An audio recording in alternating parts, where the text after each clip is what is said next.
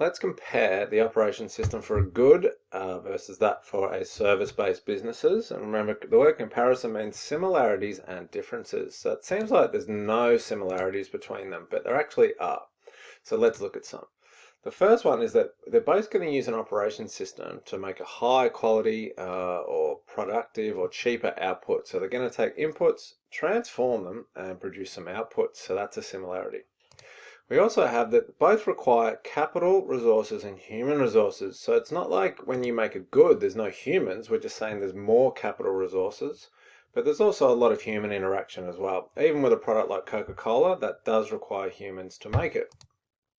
With a service, we have capital resources and human resources. We are going to require more human effort, say with a doctor or a hospital, but there's got to be capital resources to support them. So the machinery and all the equipment in a hospital, yeah, you can't have a doctor perform their service without those capital resources. And lastly, another similarity is both of these are going to try and achieve a competitive advantage through operations. We'll look at a competitive advantage, what that means in the next lesson. But basically, we're going to try and use operations to make a good for the lowest possible price, the best quality at the fastest speed of production, and reduce the amount of waste. Well, we're going to do the exact same thing with services as well. We're going to use operations to make it at the lowest possible price, best quality, fastest speed with the minimal amount of waste. How are they different? Well, the easiest and most fundamental one is to talk about the form of the final product, the output. Goods are tangible, you can see and touch them. Services are intangible, so that means they're very different in terms of one can be stored and one can't.